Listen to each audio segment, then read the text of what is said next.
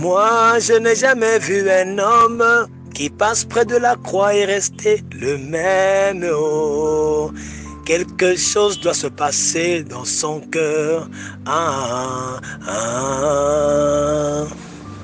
Moi, je n'ai jamais vu une situation apportée à Jésus et rester la même. Oh, quelque chose doit se passer en elle.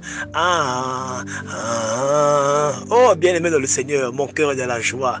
Merci, homme de Dieu. Merci, frère Francis, pour ce message profond, ce message riche en enseignement qui nous illustre la puissance de notre Seigneur Jésus-Christ face à tous les challenges auxquels on peut être confronté dans notre marche terrestre.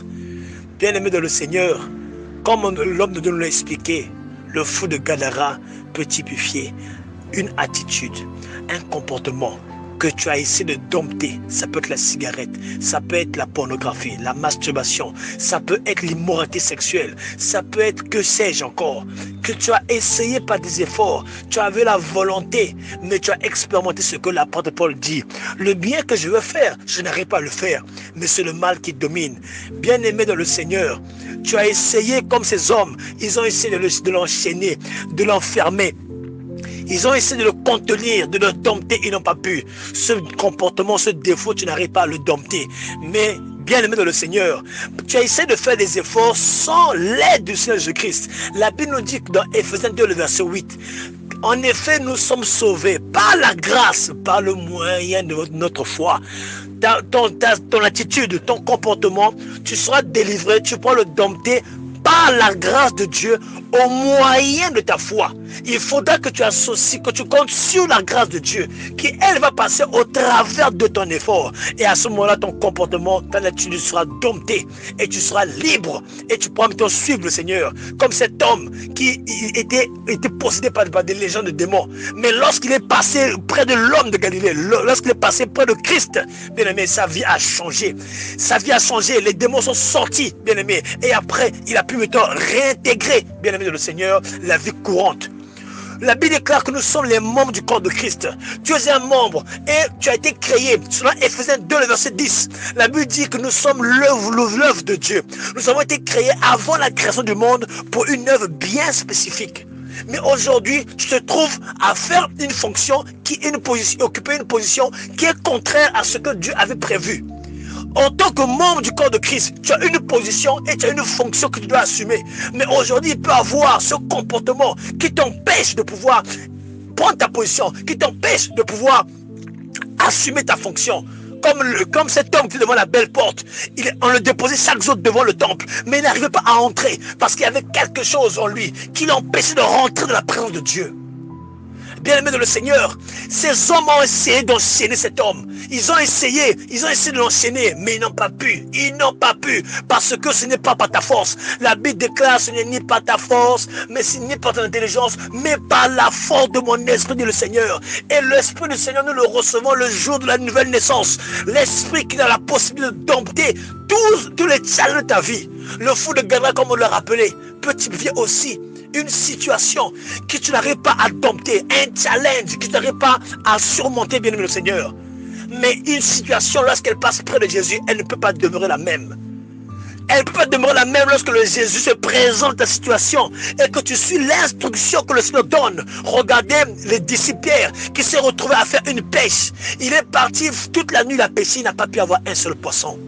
Mais il a donc déployé des efforts. Il a voulu attraper le poisson. Le poisson a évité son filet. Il a tout fait parce qu'il voulait nourrir sa famille. Mais le poisson ne voulait pas rentrer dans son filet.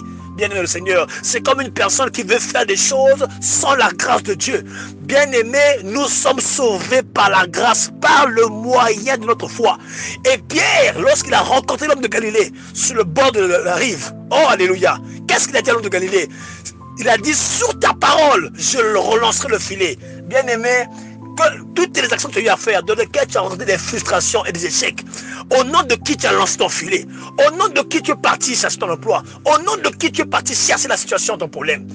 bien-aimé de le Seigneur, ce matin, le Seigneur t'invite à prendre l'œuvre de la croix, à prendre l'œuvre de la croix et de repartir de ta situation. Et sous l'ordre de l'Éternel, tu auras la solution de ton problème, tu auras gain de cause et tu vas libérer ta situation, tu vas libérer ton comportement, tu vas libérer ton corps de l'emprise de prince de ce monde, du royaume de ténèbres qui veut faire de toi son sujet.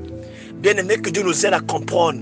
Oh, bien-aimé le Seigneur, que Dieu vous bénisse abondamment et que ce message puisse donner de l'espoir à quelqu'un et de sortir de la situation et d'expérimenter la gloire de Dieu. Au nom de Jésus-Christ, nous l'avons ainsi demandé. Amen. Bien-aimé dans le Seigneur, en méditant encore cette écriture qui nous a été partagée ce matin de cet homme de Gadara, il y a quelque chose qui m'a encore venu à l'esprit que je voulais vous partager. Pour moi, cette écriture typifie aussi est un type du salut. Parce que nous étions unis en Christ, mais nous avons été séparés par le péché. Comme cet homme qui était avant intégré à la société, il habitait comme tout le monde, mais chemin faisant, il s'est retrouvé à habiter dans les sépulcres. Or, nous savons que les sépulcres, c'est un endroit où on garde les morts. Les personnes qui sont mortes, on les enterre au cimetière, ils se retrouvent dans les sépulcres, donc les tombeaux. Or, la Bible nous dit que la parole de Dieu, elle est esprit et vie. Vous voyez? Donc, une personne qui ne communie pas avec la parole est une personne au sens spirituel du terme, une personne qui est morte. C'est-à-dire une personne qui habite dans un sépulcre. Vous voyez? Ton corps est à ce moment-là comme un sépulcre. Pourquoi? Parce que ton âme n'a pas encore reçu la vie. À ce moment-là, tu demeures dans le sépulcre, tu demeures lié à la faiblesse de la chair qui va te lier dans des comportements, dans des habitudes, et dans ton corps est comme un sépulcre. Maintenant, lorsque tu expérimentes la parole de Dieu, lorsque tu rentres en contact avec la vie qui se trouve dans les Saintes Écritures, c'est à ce moment-là que la vie entre dans ton esprit. Tu expérimentes la nouvelle naissance. Et la vie qui est dans ton esprit va communiquer la vie à ton âme. À ce moment-là, ton âme commence à se renouveler de gloire en gloire. Il commence à se revêtir de la vie qui est dans la parole. À ce moment-là, ton corps qui était hier un tombeau, parce que tu te prostituais, tu faisais des choses immondes, des choses immorales, vous voyez. À ce moment-là, ton corps va devenir le temple du Saint-Esprit, parce que ton âme va s'allier à ton esprit. Et à deux, ils vont dicter à ton corps des actes afin que ton corps qui hier se roulait dans le péché, se roulait dans l'impudicité, il va maintenant dicter des ordres à ton corps pour que ton corps se maintienne pur, saint, sanctifié. Tu mets la parole de Dieu et à ce moment-là, tu vas devenir non pas un sépulcre qui est entretenu par le péché, mais tu vas devenir le temple du Saint-Esprit qui est entretenu par la parole de Dieu. Vous voyez? Et comme on l'a dit, les efforts que les personnes, les chaînes, on a essayé cet homme de le lier, on a essayé de l'enchaîner pour le délivrer. Ce sont les prières des personnes qui étaient autour de toi, parce que hier tu habitais au milieu des personnes, mais par le péché, il y a quelque chose qui t'éloigne d'eux. Ça peut être ta colère, ça peut être ton arrogance, ça peut être ton orgueil qui t'a éloigné. Vous voyez? Et les chaînes qu'on a essayé de mettre pour te faire revenir, ça peut être des conseils. Ça peut être des prédicateurs, ça peut être des personnes qui ne voulaient pas te perdre, ils ne voulaient pas que ce comportement, cette habitude t'éloigne d'eux. Et ils ont voulu faire des efforts pour te ramener. Et ils n'ont pas pu. Parce qu'il y avait cette force qui habitait en toi. Cette force ténébreuse qui te maintenait captif parce que tu t'éloignes de la vie de la parole.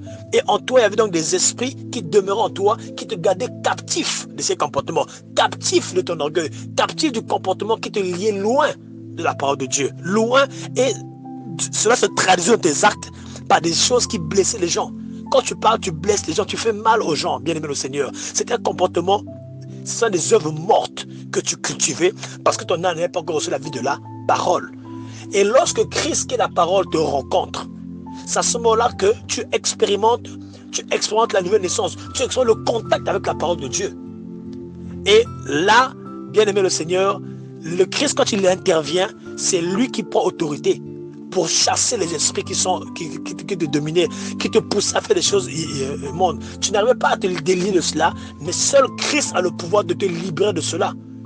Et c'est à ce moment-là que tu vas expérimenter la délivrance et que tu vas être libre et tu vas réintégrer la société. Voilà, bien aimé le Seigneur, ce qui m'est venu à l'esprit au travers de cette écriture, qui nous enseigne aussi le salut d'un être humain qui a été séparé du monde, qui a été séparé de Christ, pardon, mais qui, lorsque Christ revient dans sa vie, permet de le rattraper. Que Dieu bénisse abondamment. Amen.